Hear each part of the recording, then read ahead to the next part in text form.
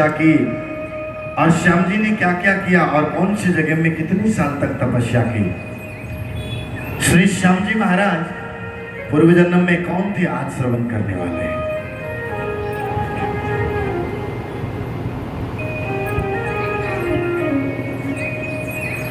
पहले हम लोग श्रवण कर रहे थे, 3 धामों के विषय में सुना। एक खाटू श्याम और दूसरा चिल्काना धाम जो गन्नौर और समलखा के पास में है, और तीसरा महिसागर संगम तीर्थ धाम, महिसागर धाम जो गुजरात में है। गुजरात में चले जाएंगे आप बड़ोदरा के पास में, हाँ इसी तरह से और बड़ा, वहां पर महिसागर संगम तीर्थ है। कल थोड़े से प्रसंग सूर्य भगवान और देवी को प्रसंग इसलिए आया क्योंकि सारे देवता और भगवान महिसागर संगम तीर्थ में आए। अब महिसागर संगम इतने बड़े तीर्थ होते हुए भी आज उनका नाम क्यों नहीं है? कभी मन में ऐसा प्रश्न आया? क्योंकि हम लोगों को महिसागर संगम के विषय में ही नहीं पता, तो हम कैसे हम ध्यान लगाएंगे कि महिसागर संगम के विषय में पता क्यों नहीं चला। देखिए यहां एक प्रसंग आता है। अर्जुन ने कहा देवर्षि नारद जी को, हे नारद जी, महिसागर संगम तीर्थ इतने बड़े होते हुए भी लेकिन इतना गुप्त क्यों है? जहां स्वयं साक्षात बर्बरिक ने आकर के तपस्या की, 3 वर्ष तक तपस्या की, और कोई कोई कहते हैं बर्बरिक जी ने आकर के महिसागर संगम में 6 वर्ष तक तपस्या की। लेकिन श्याम महाराज को, श्याम जी को हम मानते हैं, बाबा जी को हम मानते हैं, लेकिन बाबा जी के इतने बड़े रहस्य हम क्यों नहीं जानते थे? देवर्षि नारद जी ने कहा ये गुप्त कैसे हो गया है, मैं बताता हूं, ध्यान से सुनिए। क्योंकि इसके गुप्त होने का कारण एक प्राचीन कथा है। एक समय किसी को निमित्त बना करके ब्रह्मा जी यानी कि पितामह ब्रह्मा जी ने सभी तीर्थों को अपने धाम में बुलाया। बड़े ध्यान से सुनना पड़ेगा। देखिए मैंने कल ही कहा था खाटू श्याम जी कथा है ना, आपको समझ में नहीं आएगी, बस इतना समझ में आ जाके निशानी लेके जाना है, वहां जा करके मांगना है और जा करके बोलना है श्याम प्यारे की जय, 5 करोड़ दे दो, है ना? इतना ही पता है। और बस यही बोलेंगे कि हारे का सहारा है, चले गए। लेकिन वो हारे का सहारा ने जीवन में क्या क्या किया वो तो जानना चाहिए। और एक बात बोलूं, अब हो सकता है मेरी यही कथा अब लाइव चल रही तो कभी 10 साल बाद 15 साल बाद में कोई देखे और तर्क वितर्क करने लग जाए, फलाना ने तो बोला था हमें कुछ पता नहीं है। और आपने तो 10 साल बाद में ये कथा सुनी है, लेकिन हमने तो अभी तक न यूट्यूब चैनल में न कथा के माध्यम से कभी स्कंद पुराण से श्याम बाबा की कथा करते हुए अगर हमने पाए हैं तो एक वृंदावन के संत हमारे राजेंद्र दास जी महाराज को पाया, और उनके अलावा हमने देखा सब भाव में चमत्कार के पीछे भागते हैं। लेकिन स्कंद पुराण में क्या कहा है, बर्बरिक जी के विषय में हमें सुनना है। एक दिन ब्रह्मा जी ने सभी तीर्थों को बुलाया। सभी तीर्थ मतलब वृंदावन, सभी तीर्थ का मतलब हरिद्वार, जगन्नाथपुरी, रामेश्वरम, बद्रीनाथ, केदारनाथ, गंगोत्री, जमुनोत्री, सोमनाथ, द्वारकाधीश, धरती में जो तीर्थ का नाम हमें भी नहीं पता है, उन सभी तीर्थों को ब्रह्मा जी ने अपने ब्रह्मलोक में सभा में बुलाया। समझे कि नहीं? बोलिए ना जी, जय श्री श्याम बोलना पड़ेगा। आवाज नहीं आ रही, खाते पीते घर के नहीं लग रही। जय श्री श्याम, जय श्री श्याम। हाँ अब थोड़े लग रहे। वहाँ देखिए आगे आगे बैठ करके बातें कर रहे सब, देखिए। हाँ अब तो दोबारा बोलेंगे तो नाम भी बोल दूंगा। इतने बड़े कॉलेज में पढ़ाने वाले लेक्चरर और हमारे सामने बातें कर रही है। लो जी, मुझे तो मजा आ गया। इसलिए महाराज सारे तीर्थ जब ब्रह्मा जी की सभा में इकट्ठे हुए और सारे तीर्थ जब आए वहां ब्रह्मा जी अपने सभासदों के साथ में सब उठ खड़े होकर के और आश्चर्य होकर के खिलने लगे, और ब्रह्मा जी ने हाथ जोड़ करके सभी तीर्थों को प्रणाम किया। एक बात बोलो, मेरे तरफ देखिएगा, नहीं तो गाड़ी छोड़ जाएगी।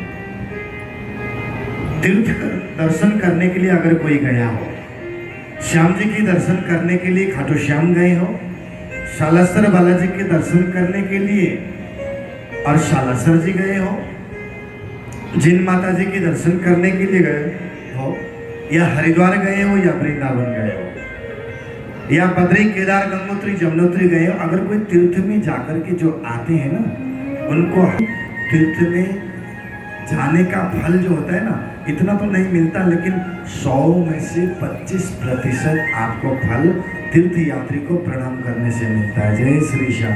जय श्री श्याम। तो एक बात बताइए, तीर्थ में जाकर के आने वालों को प्रणाम करने से इतना फल मिलता है, तो तीर्थ में ही रहने वालों को प्रणाम करेंगे तो कितना फल मिलेगा। जय श्री श्याम बोलना पड़ेगा। जय श्री श्याम।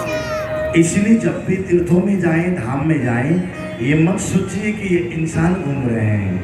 धामों में और तीर्थों में, पुरियों में, वहाँ इंसान नहीं घूमते, वहाँ भगवान घूमते। एक बात बताऊं, एक रहस्य बताऊंगा आपको। जो रहस्य मैंने अभी रोहिणी प्रशांत बिहार में भी नहीं बताया, वो रहस्य यहाँ बताता हूँ।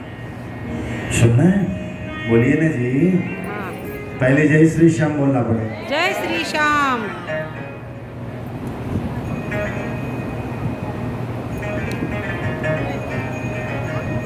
मैं एक रहस्य बताता हूँ आपको, ठीक है? हर साल हिमालय जाते हैं ना हम, उनकी कृपा से वही ले जाते हैं। हम जाते हैं, मतलब मैं जाता हूँ ऐसा नहीं है। जब हम 18 साल से जा रहे हैं, अभी 18 साल हो गया, अभी जाके आए। हिमालय में गुफाओं में साधु संत मिलते हैं, खंडराओं में साधु संत मिलते हैं।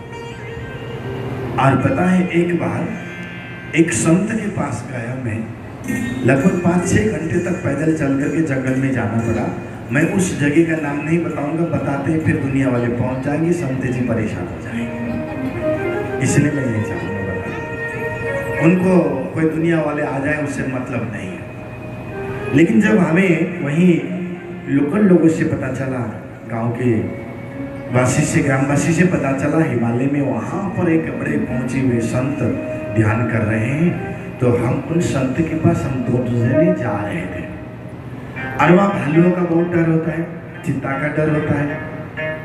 तो हम लोग क्या करते हैं, मजीरा बजाते हुए जाते हैं। तो मेले में बच्चे लोग तो तुतियाँ बजाते हैं ना, वो करके बोफू बजाते हैं, ऐसे बोफू बजाते हुए जाते हैं, क्योंकि वो बजाने से जंगल का जानवर सब भाग जाता है। जब हम जा रहे थे तो गांव में पहुंचे, और उस गांव वासी ने देखा कि अब ये जा रहे हैं दोनों, तो एक वृद्ध, एक बाबा जी आए और उन्होंने कहा, कहाँ जा रहे हैं? हम उस जगह का नाम लिया, तो उन्होंने सोचा कि अब ये जिंदगी में कभी वापस, बोलिए ना जी, नहीं आएंगे। ऐसे सोच करके, और वो देखिए, वो हार्दिक भाई उंगली न डाल दे उसके अंदर में, हाँ, वो फैन के सामने खड़ा है ना, फिर उंगली कट जाएगी, उसको पकड़ लो। बोले श्री कृष्ण कन्हैया लाल की। मेरा ध्यान सब तरफ होता है, कौन बातें करे, कोई मोबाइल चले। जब जा रहे थे तो उन्होंने फूलों का हार बना करके हमारे गले में डाल दिया, और उन्होंने कहा, बेटा अगर आप लोग पहुंच गए तो, कदाच पहुंच गए तो वहाँ के पानी मत पीना, लेकिन याद रखना वहाँ मिट्टी के बना हुआ मंदिर है, उसके अंदर में कभी भी प्रवेश मत करना। और उस मंदिर के अंदर में निवृत्त होकर के, यानी कि नग्न होकर के उसके अंदर में प्रवेश करना पड़ता है। ब्रह्मचर्य को पालन करती बड़ी शक्ति है वहाँ। भगवान कार्तिकेय की बहुत शक्ति है। ये सुनकर के हमें बड़ा आश्चर्य लगा, क्योंकि उनको पता था ये वापिस नहीं आए। और पता है मैं अभी क्यों बता रहा हूँ, कौन से प्रसंग में बता रहा हूँ? संतों को प्रणाम करना और सारे तीर्थों का महत्व बता रहा हूँ। ये सब खाटू श्याम कथा के प्रसंग आता है इसमें, लेकिन अपनी बात वहाँ ले ली। जैसे ही हम पहुँच गए, कैसे तैसे जाते थे, तो एक रास्ता इधर निकल रहा, फिर एक रास्ता इधर निकल रहा, फिर जिस रास्ते से जाते हैं तो आगे जाने के बाद 2-3 रास्ता निकल रहा है। हम भगवान जी के नाम लेते थे, जयकारा लगाते थे, जिस रास्ते में जाते थे वही रास्ता सही होता था। तो हमारा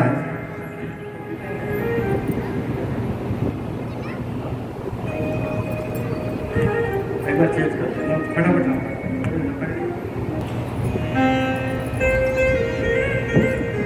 कृष्ण कन्हैया लाल की गए। हाँ, ये पहले से ठीक है। संत के पास पहुंच गए तो संत ने हमें वहां पर कुछ खाने के लिए प्रसाद वगैरह दिए। और पता है उन्होंने क्या कहा? बेटा आप लोग अभी यहाँ आए हो, जानवर का डर नहीं लगा? उन्होंने पूछा परीक्षा लेने के लिए। हमने ही उनसे कहा कि महाराज जी, गुरुजी आप अकेले अकेले इतने घनघोर जंगल में रहते, आपको डर नहीं लगता? हम तो भालू के डर से मंजीरे बजाते हुए आए। पता है उन्होंने क्या कहा? बेटा यहाँ पर ये उत्तराखंड है और ये देवभूमि है, यहाँ कोई जानवर नहीं रहते। यहाँ जंगल के अंदर में तो जानवर के रूप में ही भगवान घूमते हैं, यहाँ कोई जानवर नहीं है। अगर जानवर को देखना हो तो शहरों की तरफ चले जाना, दिल्ली, बम्बई, कलकत्ता की तरफ 2 पैर वाले जानवर बहुत मिल जाए। जय श्री श्याम भगवान। जय श्री श्याम। समझ में आई? जानवर को देखना हो तो शहरों में चले जाना, 2 पैर वाले जानवर मिल जाएंगे, बाकी उत्तराखंड में कोई जानवर नहीं। महात्मा जी होती है। आपने शिव पुराण में भी सुने होंगे।